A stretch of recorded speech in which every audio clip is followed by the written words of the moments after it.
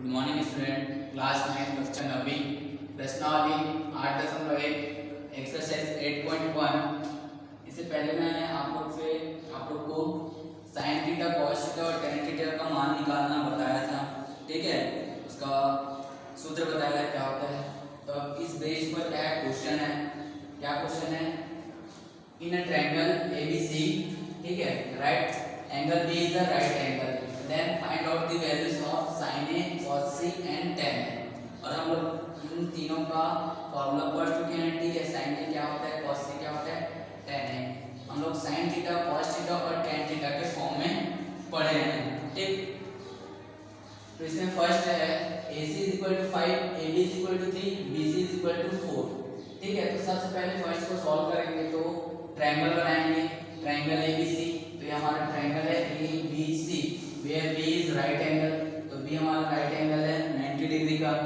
अब इसमें वैल्यू दी है, उसको लेट कर लेते हैं, मान लेते हैं। ठीक है, तो AC 5 है तो AC को 5 ले लिए, AB 3 है, AB 3 हो गया, BC 4 है तो BC 4। ठीक है, अब we know that since sin A, ठीक है, हम लोग क्या कर रहे हैं, sin थीटा cos थीटा और tan थीटा। तो sin थीटा की वैल्यू क्या होती है, परपेंडिकुलर अपॉन हाइपोटेनस। जब यहाँ एंगल थीटा रहता है तो उसके सामने वाला अपोजिट साइड क्या होता है, परपेंडिकुलर होता है। ठीक है, तो यहाँ पर एंगल क्या है, A, तो एंगल A का अपोजिट साइड क्या है, BC। तो BC हमारा हो जाएगा परपेंडिकुलर और AC हमारा रहेगा हाइपोटेनस। तो sin A होता है परपेंडिकुलर अपॉन हाइपोटेनस, तो BC हमारा है परपेंडिकुलर और AC है हाइपोटेनस। ठीक है, तो BC की वैल्यू 4 है और AC की वैल्यू क्या है 5, तो 4/5 हमारा वैल्यू आ गया sin A का। तो sin A का वैल्यू हो गया 4/5। अब सेकंड है cos C, cos C तो यहाँ पर एंगल क्या है C, तो फिर चेंज होगा। cos C क्या होता है, cos थीटा बराबर होता है बेस अपॉन हाइपोटेनस, लेकिन थीटा की जगह यहाँ पर एंगल C है। तो जो एंगल रहता है उसके सामने वाला साइड्स या अपोजिट साइड परपेंडिकुलर होता है। तो एंगल C के अपोजिट साइड क्या है, AB, जिसकी वैल्यू क्या है 3। तो AB हमारे पास क्या हो गया, परपेंडिकुलर, तब बेस क्या हो जाएगा हमारे पास BC, BC हो जाएगा हमारा बेस, जो की वैल्यू 4 है इसकी। ठीक है, तो बेस अपॉन हाइपोटेनस, बेस का वैल्यू है 4।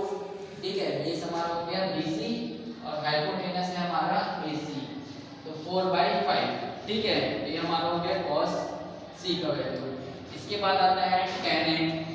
ठीक है, tan सिंस tan थीटा का वैल्यू होता है परपेंडिकुलर अपॉन बेस, ये होता है, लेकिन यहाँ पर एंगल A है थीटा की जगह, तो A के अपोजिट साइड BC हमारा परपेंडिकुलर हो गया, क्या हो गया BC परपेंडिकुलर, और बेस हो जाएगा AB, तो ये हमारा हो गया ये AB। तो BC हमारा क्या हो गया, BC का वैल्यू कितना है 4 और AB का वैल्यू है 3, तो ये हमारा tan थीटा निकल गया। और याद रखना कि लार्जेस्ट साइड क्या होता है, हमेशा हाइपोटेनस होता है। ठीक है, जो लार्जेस्ट साइड होता है वो हाइपोटेनस होता है। ये हमारा फर्स्ट का आंसर आ गया, sin A का वैल्यू, cos C का वैल्यू और tan A का वैल्यू। ठीक है, सेकंड दिया है हम लोग को AB = 12, BC = 5 और AC = 13। AC क्या है 13। तो सेम वही ट्रायंगल बनाएंगे ABC where B is right angle. अब इसमें वैल्यू रखना है, AB की वैल्यू 12 दी है, AC की वैल्यू 13 है और BC की वैल्यू 5 है। फिर हम लोग को sin A निकालना है, तो sin A perpendicular upon hypotenuse, perpendicular A के अपोजिट साइड BC, ये हमारा हो जाएगा परपेंडिकुलर जिसकी वैल्यू है 5। हाइपोटेनस लार्जेस्ट साइड क्या है इसमें AC, जिसकी वैल्यू है 13, तो हाइपोटेनस है AC, तो लिख दिया अपॉन में 13। ठीक है, cos C base upon hypotenuse, angle C है इसलिए एंगल C के अपोजिट साइड होगा परपेंडिकुलर। जब A भी परपेंडिकुलर है तो BC हमारा हो जाएगा बेस, तो बेस की वैल्यू 5 और हाइपोटेनस की वैल्यू 13, 5/13 ये cos C का वैल्यू। ठीक है, tan A होता है perpendicular upon hypotenuse, angle A दिया है तो ये हमारा BC, A के अपोजिट साइड में क्या है BC, तो BC की वैल्यू 5 है, तो BC हमारा क्या है परपेंडिकुलर, तो 5 रख दिया यहाँ। और हाइपोटेनस लार्जेस्ट साइड है ना, सॉरी यहाँ हाइपोटेनस नहीं आएगा, यहाँ आएगा बेस। हाइपोटेनस अपॉन क्या होता है, बेस होता है। तो बेस हमारा ये परपेंडिकुलर है, तो बेस हमारा क्या हो जाएगा AB। AB की वैल्यू है 12, तो इसमें कंफ्यूज ना होना, ठीक है। तो 3 और क्वेश्चन है, उसको आप लोग को सॉल्व करना है, बाकी यहाँ